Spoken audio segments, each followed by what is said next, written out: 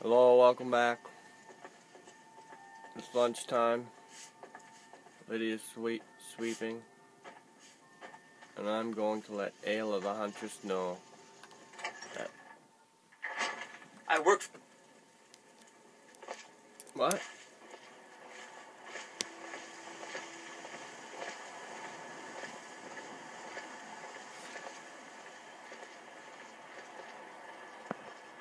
What did he say?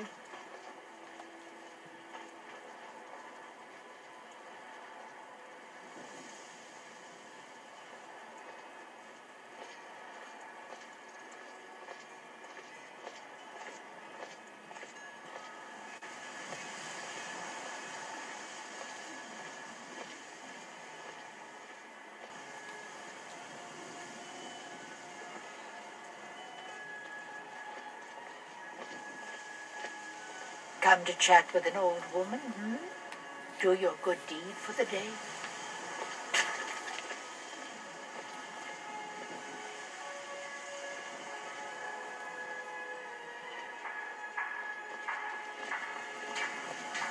My friend Maven and I, have you met Maven in Riften?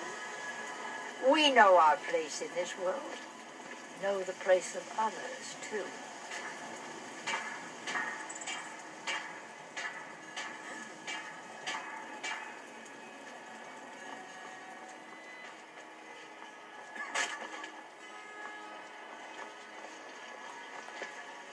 Do you get to the Cloud District very often? Oh, what am I saying? Of course you don't. Do you say anything else, please? Oh, it took years. But I earned my way to the top. I own Chilfaro Farm, you see. Very successful business, obviously.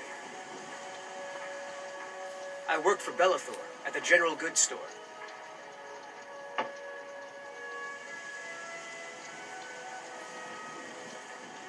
Okay.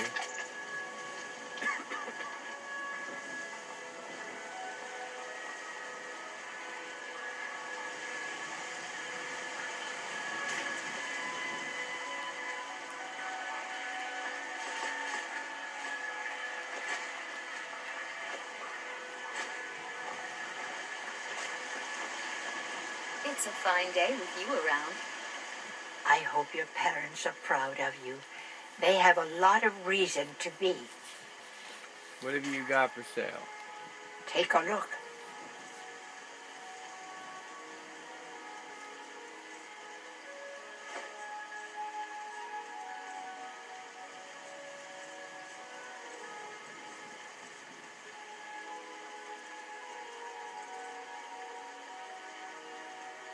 Bye-bye. You take care of yourself now. You too.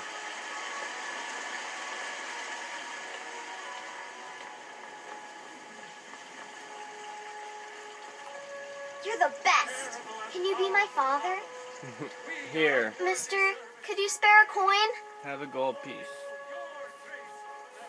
Have a gold piece? Oh, thank you. Divines, bless your kind heart.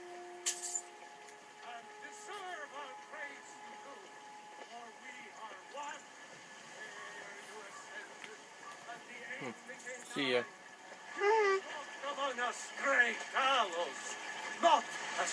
There's a rift. Birgit. Evgir Onslaught has come at last. The season unending. War without end. You said, let me show you the power of Talos Storm. Can you believe those pathetic grey manes still show their face in public? You have come. You have come to hear the word of Talos. Not really, buddy. What are you doing? I breathe now in royalty and reshape this land which is mine. For you, great chief, for I love you. I love, even as man.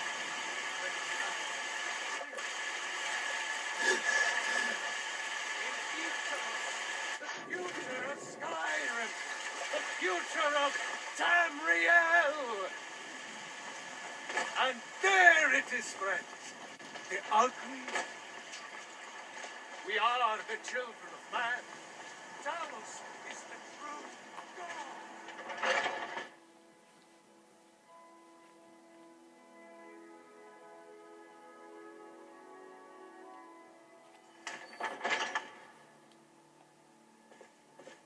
Ayla.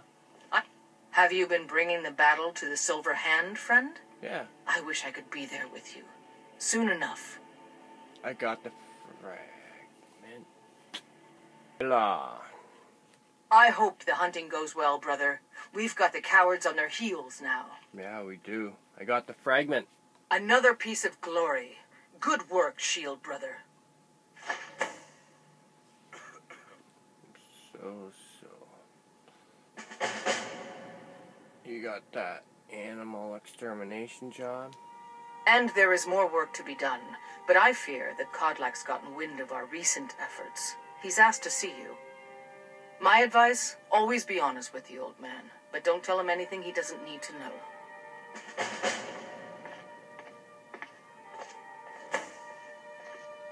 Okay.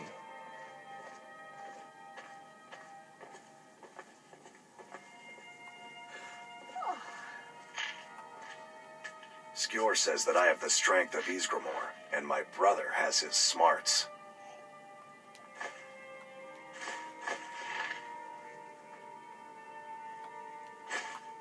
Some people don't think I'm smart. Those people get my fist. But you, I like. My brother Vilkas is a better talker than me. He should be around someplace.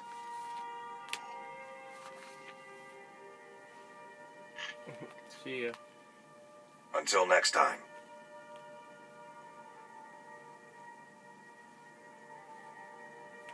Thinking I need to train some more. Yeah.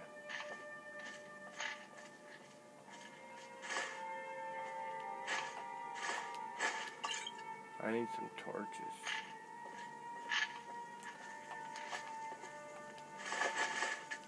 Be careful.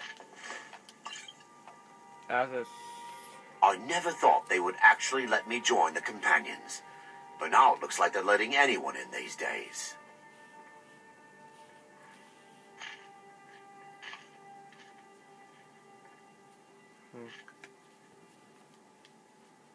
All right, then. Torbear. Might head down to the meadery later, see what they're brewing up. You can smell the honey on the wind. Yeah. Okay, see ya. Until next time. Yeah, until next time, I guess. Hey, can you train me one hand? I avoid going to Eastmarch if I can. Something in the air. I think it's just too close to the border. Train me one-handed, please. I can teach you a few things. Okay.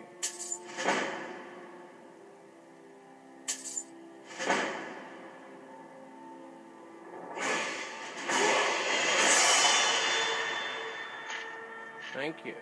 Safe travels.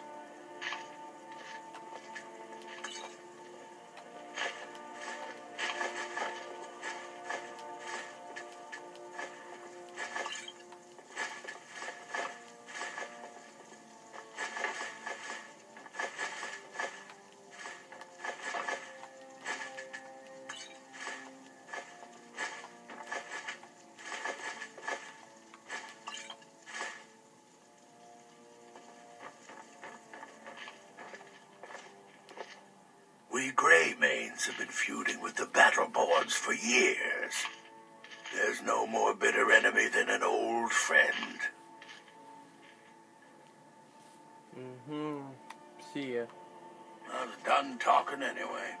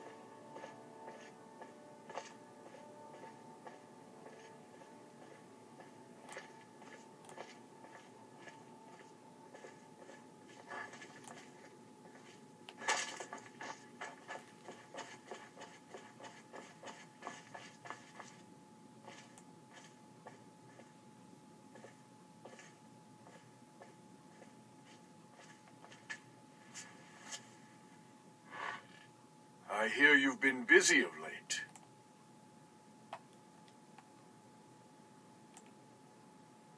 What's that? Thank you for coming. What is this about? I hear you've been busy of late. Yeah, I guess so. And Ayla and I work to avenge Score's death. Your hearts are full of grief, and my own weeps at the loss of Skyor. But his death was avenged long ago. You have taken more lives than honor demanded. The cycle of retaliation may continue for some time.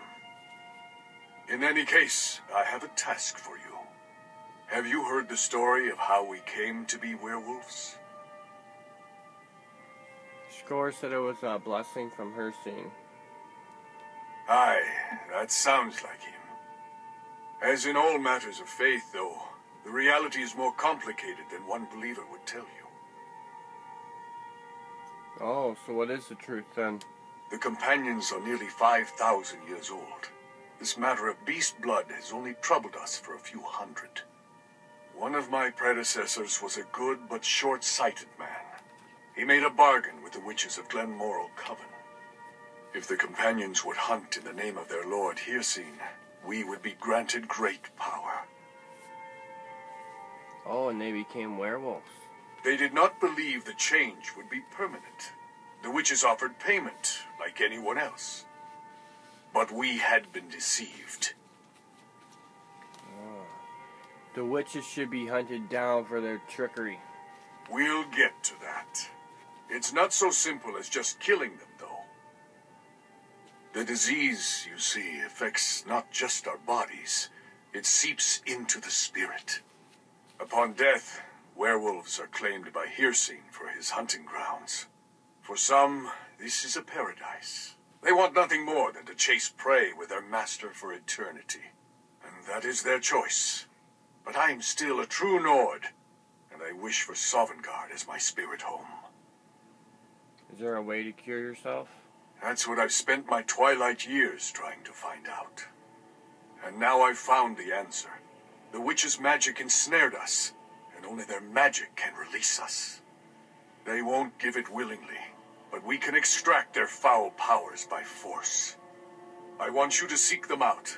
Go to their coven in the wilderness. Strike them down as a true warrior of the wild.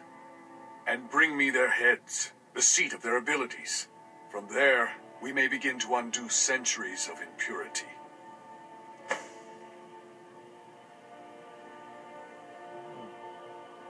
Am I to do this alone? You shall have no shield, brother, this time. But the spirit of Ysgramor goes with you to restore the honor of his legacy. Talos guide you, lad.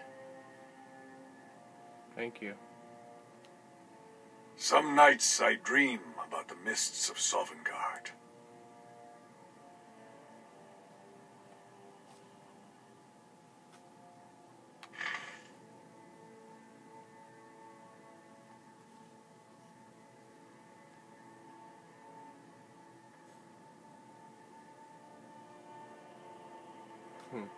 You alright?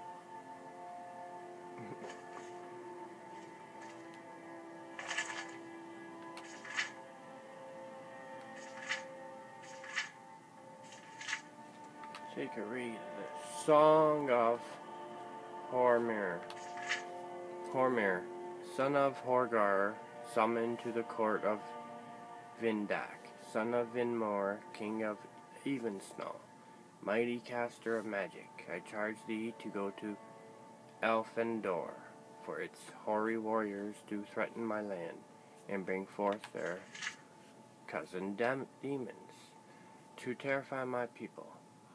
HROMIR, son of Horgar, heard the words of Vindak, Evensnow, by ice staff, surely I would help thee, but I have already a quest to drink 12 flagons of mead in 1 hour, and then to bed 4 witches, twice each, so I must with grace decline. The king he did not smile at HROMIR and his jolly spirit. By thine honour must thou aidest my cause, for must thou takest up the sword. of thy companion Darfang, who took the quest and failed. HROMIR laughed. Now I know thou jest. My boon mate Darfang wouldst not fail. There be no finer bladesman. If thou chargest him, he wouldn't not fall. I did not say he fell. He joined the dark kings of Alfendor, and by doing so dishonored himself and thee, his friend. HROMIR could not believe the words, and yet he knew ever snow didst not lie. So for 20 days and 3 rodeth he to the land of night, the kingdom of fear, where the peasants ever carried candles, knowing that evil awaiteth them should they stray beyond the glow. The sovereignty of 3 dark kings, Alfendor, there, torch in hand, didst HROMIR pass through haunted countryside and frightened villages, and through the black gates of the blacker castle of Alfendor. The 3 dark kings did sneer at the sight of mighty HROMIR, and summoned they their champion, Darfang the Blade. My boon companion HROMIR called in the hall of night. I dare not trust my eyes, for then I wouldst believe that thou hast joined with evil, and turned away from honor and brotherhood. HROMIR, Darfang the Blade didst cry, if thou dost not go now, one of us must die, for I hate thee. But HROMIR was battle ready, and in the echoing halls of night the blade of Darfang and the staff of HROMIR did strike again and yet again. Mighty warriors and mages both, the boon companions now foes, shook Mundus with their war. They might have fought for a year if there were sun in Alfendor to mark time, and either HROMIR or Darfang may verily have won. But HROMIR saweth through the dark the tears in the eyes of his former friend, and then he saweth the shadow of Darfang were it not his own, and so with ice staff he did strike, not Darfang, but his shadow, which cried, Hold, mortal man. The shadow becameth the hag, bent and twisted in her cloak and hood. From her faceless shadows she hissed, Mortal man called HROMIR, the soul of thy boon companion is my plaything, but I will take thine in trade. For though ye both have strong arms, thou hast the more clever mind, which my sons, the dark king, need for a champion of Alfendor. HROMIR, the bravest, didst not take a breath or pause before he boldly said, Shadowy hag, release Darfang, and thou mayst use me as thou wilt. The hag didst laugh and freed Darfang. To save thine honor this thou hast done, but now thou must be without honor. Mortal man, as the champion of the dark kings, my hires of grey, maybe, thou must help them divide Alfendor, and love me, thy shadowy hag, and thy mistress well. For his loss of honor and his dear friend's sacrifice, noble Darfang prepared to take his dagger and plunge it in his good heart. But HROMIR stayed his brother's hand and whispered, No, boon champion, wait for me at the village banquet hall. And then did Darfang the Blade leave the castle, while HROMIR took the withered claw of the hag and pressed it to his lips. Shadowy hag, to thee I pledge to only honor thy black words, to turn my back on truth, to aid thy dark king's ambition, to divide their inheritance fairly, to love thee, to think thee beautiful. Then to the chamber in the heart of the night, HROMIR and the hag did retire. Kissed he there her wrinkled lips and her wrinkled, sagging breast. For 10 days and nights and 3 did HROMIR and his ice staff battle thus. Then sweet Kinnereth blew honeyed winds o'er the hills and forest glens of Alfendor, and the caress of warm-blooded Debella coaxed the blossoms to wanton display, so that Alfendor became a garden of all the senses. The frightened servants of the dark kings woke to find there was naught to fear, and through the once dark streets of the village came the cries of celebration. In the banquet hall of the village, HROMIR and his boon champion Darfang embraced and drank of rich mead. The shadowy hag, too, was smiling, sleeping still in her soft bed, until the morning sun touched her naked face, and she awoke and saw all, and knew all saw her, and she cried out, "Mortal man!" Night fell fast upon the land, as the hag flew into the banquet hall, casting blackest darkness in her wake. But all the celebrants still could see her anger in her monstrous face, and they shook with fear. The hag had said the kingdom was to be divided among her heirs, but Alfendor had been kept whole, while her children divided, drawn and quartered. HROMIR was mightily amused. He swallowed his slaughter in his mead, for none should laugh outright at the Daedra Lord Nocturnal.